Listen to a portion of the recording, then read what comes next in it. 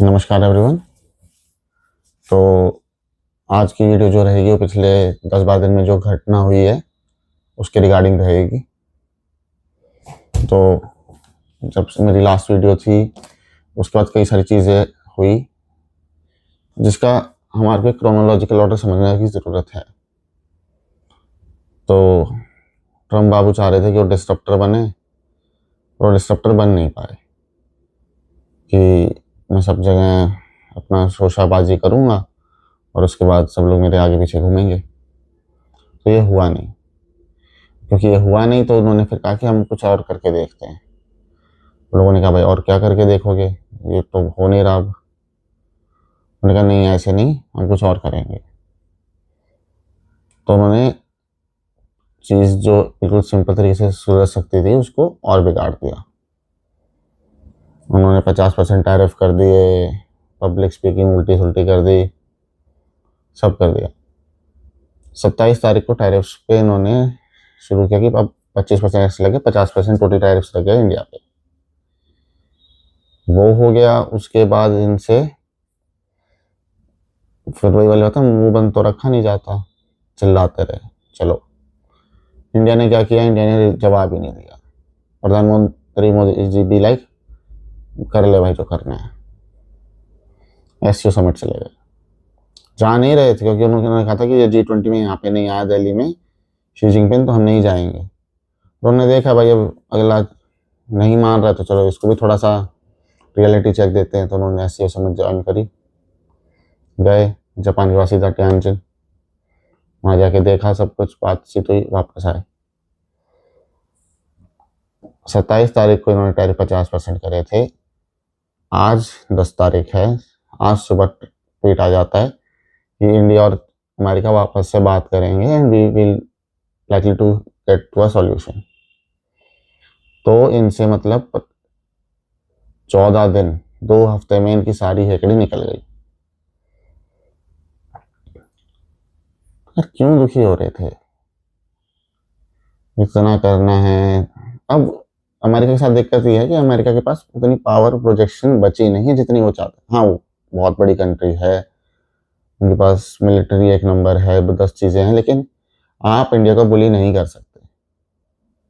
आप छोटी कंट्रीज को बुली कर सकते हैं, आप अपने सामने इंडिया को, चाइना को, रशिया को बुली नहीं कर सकते। ये ऊपर जो रशिया है उसके बाद चाइना, फिर यहाँ पे इसी साइड में इंडिया है। ये ऐसा ब्लॉक है कि आप चाहे जितना मर्जी नाटकबाजी चरमचल्ली कर लो, आप कर ही नहीं सकते। अगर हम 3 कंट्रीज ने कल को ये डिसाइड कर लिया कि हम अपने आप देखेंगे जो करना है और हम छोड़ रहे हैं क्या कहते हैं अमेरिका को कि भाई तू कर ले जो चिल्लम चिल्ली कर रहा है, हम अपने आपस में करेंगे, हम उस पर तेरी नहीं सुनेंगे। अमेरिका घुटनों पे आ जाएगा, हम तो आने से रहे। तो 2 हफ्ते के ड्रामे के बाद ट्रम्प बाबू जी वापस रोल आउट करके आ गए कि हम बातचीत करेंगे। तो अमेरिका की हेकड़ी वहां निकल गई। अमेरिका की हेकड़ी निकली परली तरफ से कांड कर दिया इजराइल ने। कतर के अंदर हमास के ठिकाने ठोक दिए। वही सेम टैक्टिक कि सबको एक जगह बुला लिया, जितनी टॉप लीडरशिप थी टारगेट अप किया, एक बारी में पूरी की पूरी लीडरशिप खत्म। तो आखिरी जो एक रीजन था जहाँ पे ये हमास वाले सोच रहे थे कि हम थोड़े सेफ हेवन में हैं, उसको भी नमस्ते करवा दिया। भाई इजराइल नहीं भूलता है, डिप्लोमेसी सीक्रेट सर्विसेज के मामले में इजराइल CIA KGB PGB जितने हैं सबसे ऊपर है। मोसाद जब उतरता है तो बस। क्योंकि इस सारे में सबसे बड़ी खबर ये आ रही है कि जो इजरायली जेट्स उड़े हैं उनके अंदर इतनी कैपेबिलिटी नहीं होती कि वो इजराइल से उड़ के कतर में अटैक करें। तो जो हिसाब किताब निकल के आया है जो खबरों में वो ये आया है कि इजरायली जेट्स उड़े, कतर में लैंड हुए, रिफ्यूलिंग करी, काम निपटाया, सफा। अब कतर में ही रिफ्यूलिंग करके कतर में ही काम निपटा के अपना चलो ओके चलते हैं, बाय बाय। अब लोग कह रहे हैं कि जी कतर वाले कह रहे हैं कि हमें पता नहीं था कि हमारे यहाँ पे अटैक होने वाला है। जब से ये प्लान हुआ है उससे लेके कतारीज, यूएसए, इजराइल तीनों ने अपने आपस में सहमति ले ली थी, उसके बाद ही अटैक हुआ है। कोई भी कंट्री ऐसे अटैक नहीं करती है किसी और कंट्री के ऊपर, क्योंकि इजराइल ट्रीटी अलाय नहीं है यूएसए का। इजराइल को यूएसए कभी छोड़ेगा नहीं, पर इजराइल ट्रीटी अलाय नहीं है यूएसए का। लेकिन कतर जो है वो ट्रीटी अलाय है यूएसए का। अगर कतर पे कोई अटैक होता है तो USA is bound to retaliate with accordings to Qatari forces. पर उन्होंने ये बोला नहीं, उन्होंने बस एक अपनी तरफ से नोट जारी किया, दैट्स इट। उस पर अल जजीरा और बाकी जो न्यूज़ पोर्टल चलने करते रहे, कोई फ़र्क नहीं पड़ता। जो इसराइल काम करने आया था वो काम करके निकल गया। तो हमास की गेम ख़त्म, फुल स्टॉप। जिंदगी में जो इन्होंने देखना दिखाना था, चमचली करनी थी, करते रहेंगे अब आगे। तो इसराइल को फ़र्क नहीं पड़ रहा। तो इंडिया ने यूएसए को समझा दिया, कतर को समझा दिया इसराइल ने। बात बची फिर अब कि और क्या क्या हुआ है। तो वही हुआ है जो इंडिया के आसपास हो रहा है। सबसे पहले इमरान खान को हटाया था, उसके बाद उसकी पार्टी को उसकी चिन्ह पे चुनाव नहीं लड़ने दिया था। शहबाज शरीफ को लाए थे, और शहबाज शरीफ पपेट प्राइम मिनिस्टर है पाकिस्तान का। तो वहाँ सत्ता बदली थी, और वहाँ पे वो फील्ड मार्शल आसिम मुनीर जी मरियम बंकर में छुपे फिर रहे हैं, और चल रहा है उनका जो चल रहा है। मतलब बंदा जंग हार गया है और प्रमोट कर लिया है खुद को फील्ड तो क्या, फील्ड ही मार्शल है वो।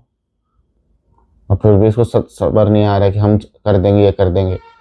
अगर ये ऑपरेशन सिंदूर रिज्यूम हो गया तो फिर जो करना वो इंडियन आर्मी करेगी, और तेरे को पहुंचा देगी तेरे उस पर जो तेरे को शहादत चाहिए उसकी तेरी पूरी हो जाएगी। तो पहले ये पाकिस्तान तबाह हुआ था, उससे पहले हुआ था जो राजपक्षे सरकार थी श्रीलंका में, उस पर डिस्ट्रप्शन हुआ था। मालदीव्स में ड्रामा हुआ था इंडिया आउट करके।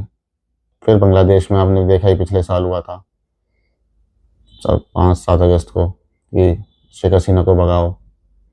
अब हुआ है नेपाल में, और नेपाल में इन्होंने बहुत, मतलब वही वाली बात है, 2008 में देश को मोनार्की से डेमोक्रेसी पे शिफ्ट किया था। 17 साल के अंदर 14 सरकारें, 2 कम्युनिस्ट पार्टी, एक कांग्रेस पार्टी जो कि शिव नाम की वहाँ की कांग्रेस नेपाली पार्टी है, लेकिन है वो भी लेफ्ट विंग ही। तीनों लेफ्ट विंग आपस में खेल रहे थे, पूरे नेपाल को निचोड़ रहे थे, ना कोई डेवलपमेंट ना और कुछ। अब भाई अगला बंदा सहता सहता कितना सहता। वहाँ के बच्चे देख रहे हैं कि ना इधर मान रहे हैं ना उधर मान रहे हैं, ना जॉब है ना और कुछ है। हर तीसरे दिन आए हमारा सिलेबस बदल देते हैं। इतना बुरा हाल हो गया था कि नेपाली कॉलेजेस यूनिवर्सिटीज़ को एफिलिएशन और उनकी डिग्रीज को मानने से मना कर दिया था वेस्ट के देशों ने, कि मतलब अगला बंदा ना यहाँ ज़िंदगी में अच्छा कुछ कर सकता है ना आगे जाके ज़िंदगी में कुछ अच्छा कर सकता है। बस भुगतो वाला चल रहा था। तो अगले बंदे कब तक भुगतते। अभी पैसे आपने देखा कि भाई राजा और को वापस ला के उसके लिए वहाँ पे प्रोटेस्ट हो रहे थे। अब की बार इन्होंने सोशल मीडिया बैन लगा दिया, क्योंकि गवर्नमेंट चाह रही थी कि सब कुछ फिल्टर आउट हम करेंगे और सोशल मीडिया पे एक तरीके से हमारा राज हो जाए। बड़ी कंपनीज मानी नहीं, पब्लिक का गुस्सा फूट गया। वो ऐसा फूटा कि सारी गवर्नमेंट बिल्डिंग, छोटा सा पुलिस स्टेशन से लेके सुप्रीम कोर्ट और आपकी पार्लियामेंट, सब फूक डाली लोगों ने। उनके फॉर्मर प्राइम मिनिस्टर थे, उनकी वाइफ को जिंदा जला दिया। 21 लोग डेड प्रोटेस्टर्स की तरफ से हो गए, 100 से ज़्यादा इंजर्ड हैं। पूरे उसमें अनार्की फैल गई, और अब नेपाल भगवान भरोसे है।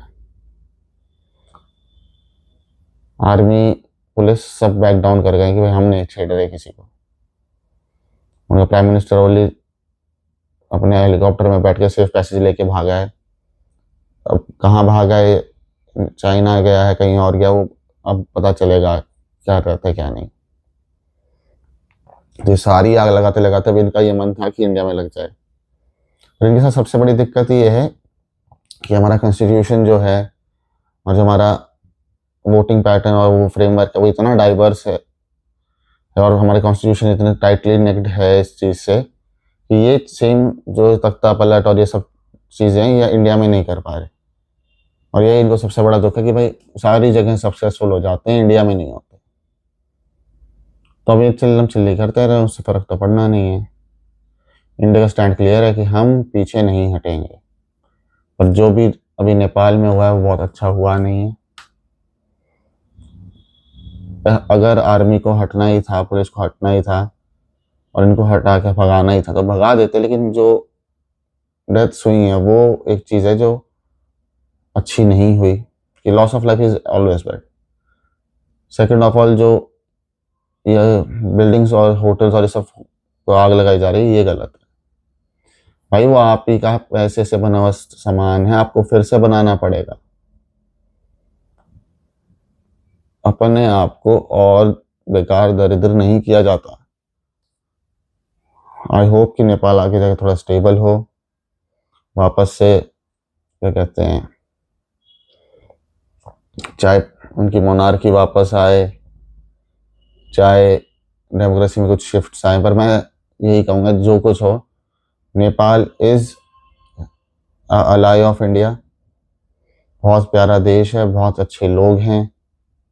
वो उनका आपस में प्लेन्स और क्या कहते हैं हिल्स वाला जो है वो उनका उनका है, वो चलता रहता है। पर मैं ये मानता हूँ कि इंडिया को नेपाल को सपोर्ट करना चाहिए ऐसे टाइम में, और नेपाल के लोगों को अपनी एक थोड़ी उनके साथ हमारा सपोर्ट है ही, लेकिन मैं ये चाहूँगा कि कुछ भी करो अपने आप को स्टेबल रखो। आगे आने वाले चैलेंजेस और भी बहुत सारे आ रहे हैं, उसको आपको खुद ही डील करना है, लेकिन पूरे सोच समझ से।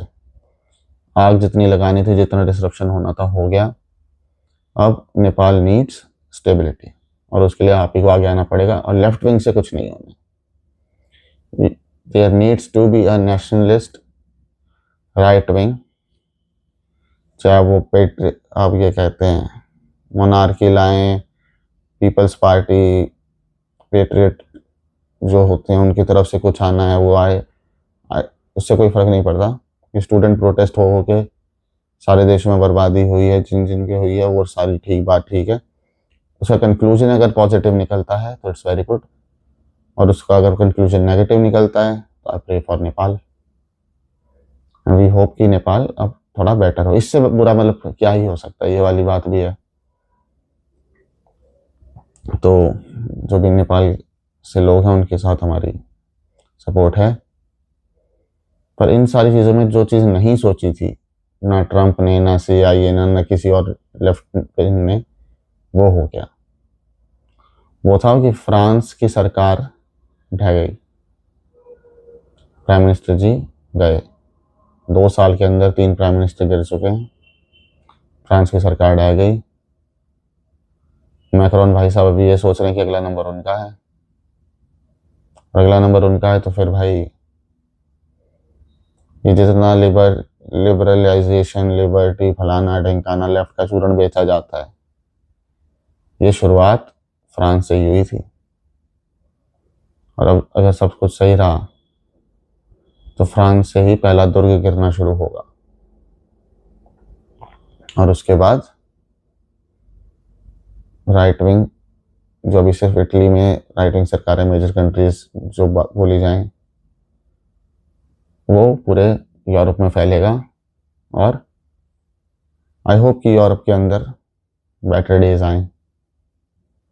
ऐसा कुछ नहीं कि मतलब मैक्रोन खराब है, उनका एक पॉलिटिकल स्ट्रक्चर है, वो उनका है, लेकिन ये वर्ल्ड वॉर 2 से चला आ रहा है कि left wing is good, right wings are ultra nationalist. अब इसका बहुत हो गया है, इनको अब थोड़े चेंज की ज़रूरत है, ताकि ये जो रोज़ का ड्रामा है, इमिग्रेंट्स की प्रॉब्लम है, 10 चीज़ें और हैं, उस पर थोड़ा सा शांति आए और यूरोप वापस से थोड़ा सेफ बने। ये नहीं कि वहाँ की बच्चियों को बेचारा सुअर साथ में लेके चलना पड़ रहा है कि कहीं उनके साथ कुछ गलत ना हो जाए। ये एक्चुअल फैक्ट है कि फ्रांस के अंदर लड़कियां पिग्स पाल रही हैं ताकि वो अपने आप को सेफ रख सकें। आप जानते हैं कि इनसे यूके का हाल तो सबको पता ही है, ग्रूमिंग गैंग्स, और उसके पीछे हमारे जो अभी के प्राइम मिनिस्टर, उनका क्या कहना था कि शीशी ऐसे नहीं बात बोलना है, गलत हो जाएगा। एक कंट्री तो बिक ही चुकी है, दूसरी कंट्री ना बिके।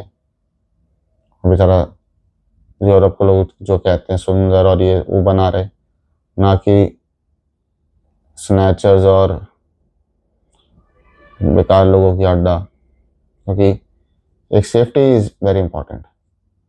और अगर आप अपने देश को ऐसे गिरने देंगे तो गिरने ही देंगे। तो डिसरप्शन करने चले थे ट्रम्प जी, और वॉर उनसे रुकी नहीं, डिसरप्ट उनसे ज़्यादा कुछ हुआ नहीं। जहाँ डिसरप्शन हो रहा है वहाँ राइट विंग पावर में आने के लिए ज़्यादा फेवर में हो रहे हैं। मोदी जी एससीओ समिट करके स्टेबलाइजेशन ले रहे हैं, अपना तेल खरीदना जारी है। 2 हफ्ते के अंदर अंदर यूएस वापस से टेबल पे आ रहा है बात करने के लिए। तो ओवरऑल इंडिया का जो राइज है वो प्रोमिनेंट है, शेयर मार्केट पर असर डाल नहीं पाए हैं, और India is on a rise as always. And Modi ji फिर से प्रूव कर रहे हैं कि he is the leader that the world look upon. दुनिया में मोदी जी को दुनिया देख रही है कि ये क्या बोलेंगे उस हिसाब से चलेंगे ताकि स्टेबल चलें। तो वॉइस ऑफ रीजन जैसे मोदी जी बने हैं, और जितने तगड़े तरीके से हमारी फॉरेन पॉलिसी ने काम किया है उसके लिए हमारी सरकार को बहुत बहुत बधाई। एंड आई होप हम लोग इसके तरह अपने सरकार का साथ दें, और ये जो पिछले कई 4-5 साल से ड्रामा चल रहा है इंडिया में डिसरप्शन का, वो ना हो, और आगे वाले चुनाव में पॉजिटिव रिजल्ट्स दिखें। क्योंकि SIR तो पूरे भारत में एक एक करके हो ही रहा है, और उससे जितने भी ये घुसे बैठी और ये घुसने की कोशिश कर रहे हैं उनका रास्ता भी निभ रहा है। तो अभी के लिए बस इतना ही। आगे आप जो भी वीडियो मेरे से चाहते हैं जियोपॉलिटिक्स को लेके, इंटरनल कोई बात है उसको लेके, इसी इलेक्शन के ऊपर लेके, जो भी है आप अपने कमेंट्स में इसको शेयर कीजिए। आई होप कि मैं उसके ऊपर अपने तरफ से जो पर्सपेक्टिव रख पाऊँ, और आगे प्रूफ्स के साथ में स्क्रीनशॉट्स के साथ या प्रूफ्स जो भी हैं उसको मैं शेयर करूँ। तो आप अपनी तरफ से जो भी सजेशंस हो प्लीज़ दीजिए। लाइक, फॉलो, सब्सक्राइब कीजिए, एंगेजमेंट बढ़ाइए, ताकि एंगेजमेंट बढ़ेगी तभी ये चीज़ जो मैंने शुरू करी है इसका कोई फ़ायदा आगे भी निकलेगा। सो धन्यवाद, नमस्कार, जय हिंद।